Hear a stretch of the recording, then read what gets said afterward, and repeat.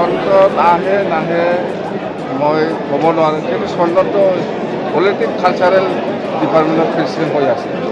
হিচাপে আমি খুব চিৰাং জিলা হিচাপে ভাগ্য ভাল বুলি আমি ক'ব পাৰোঁ, যিহেতু আজি এই দিছপুৰ চলো যাত্ৰাত আমাৰ ইউপিপিএল দলৰ বিৰোধী দলৰ নেতা কাপ্পা বৰগোহাঞি আমাৰ লগত যোগদান কৰিছে আৰু ইউপিপিএল দল সৃষ্টিকাৰী ছেক্ৰেটাৰী হিচাপে দায়িত্ব লৈ পেলাই বহুত বছৰ কাম কৰি অহা মাউতি ব্ৰহ্ম হাজৰি ডাঙৰীয়া আমাৰ দলত সোমাইছে আৰু সেই ইউপিপিএল দল সৃষ্টিকাৰী ইউথৰ প্ৰেচিডেণ্ট হিচাপে দায়িত্ব গ্ৰহণ কৰি পেলাই বহুত বছৰ কাম কৰি অহা ডক্টৰ সংগ্ৰাম বসুমতাৰী ব্ৰহ্ম ডাঙৰীয়া আমাৰ দলত সোমাইছে আৰু এনেকৈ বহুত ডিষ্ট্ৰিক্ট পৰ্যায়ৰ ব্লক পৰ্যায়ৰ নেতা কৰ্মীসকলে আজি ইয়াত 500তকৈ বেছি যোগদান কৰি আছে। অলপ পিছতে গতিকে চিৰাং জিলা হিচাপে বিপিএফ দলে আগত যেনেকৈ আছে ইয়াতকৈ আৰু ডাবল গুণ ষ্ট্ৰং হ'বলৈ আজিৰ দিনত সক্ষম হৈছে আৰু চিৰাং জিলা হিচাপে আমাৰ বিপিএফ দলৰ যিটো দিছপুৰ চলো যাত্ৰা সেইটো খুব পজিটিভ আৰু ছাকচেছ হৈছে বুলি আমি ক'ব পাৰোঁ।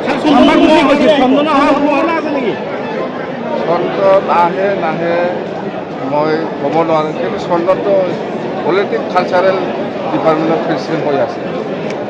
কালচাৰ ডিপাৰ্টমেণ্টৰ প্ৰেচিডেণ্ট হৈ আছে চন্দন। এনে নাহিব লাগে, আহিলে আদৰি ল'বনে?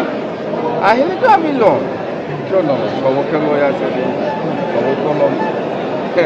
আহি পেলাই কাম কৰক, একেলগে কাম কৰিম আমি সব মিলি। ইউপিপিএলৰ স্থিতি কি হ'ব বিধানসভা নিৰ্বাচনত? ইউপিপিএলৰ স্থিতি কি হ'ব নহ'ব মই কোৱাটো উচিত নহয়। ইউপিপিএলৰ যিসকল আজিৰ দিনত নেতা হৈ আছে ইহঁতে জানিব ইউপিপিএলৰ দলৰ স্থিতি হ'ব নহ'ব। মই সেইখন নকওঁ, ইউপিপিএলৰ দলৰ নেতাসকলে এইটো ক'ব জানিব ইহঁতৰ স্থিতি কি আছে নাই, সেইটো মই একো নকওঁ। আৰু আমাৰ কথাটো হ'ল বিটিচি অঞ্চলৰ 15টা এছেম্বলি চিট আছে। 15টা এছেম্বলি চিটটো আমি কেন্দ্ৰীয় হিচাপে আমি গোটাই দিয়াটো আমাৰ বিজেপি দলৰ দায়িত্ব। বিজেপিক এৰি দিয়াৰ কাৰণে তামোলপুৰত এটা বিদ্ৰোহ হৈছে। এইফালে বিজেপি নাই, এনেকুৱা বিজেপিক এৰি দিছে দিয়া নাই, এনেকুৱা কথা চলি আছে। এইটো ফাইনেল পৰ্যায়ত আহিব পৰা নাই, অহা নাই। আপোনালোকে বিশ্বাস কৰক, মোৰ মুখেদি যেতিয়া নেকি ওলাব তেতিয়া এইটো ফাইনেল। আৰু বিজেপিত প্ৰাৰ্থী দিব পাৰে নেকি?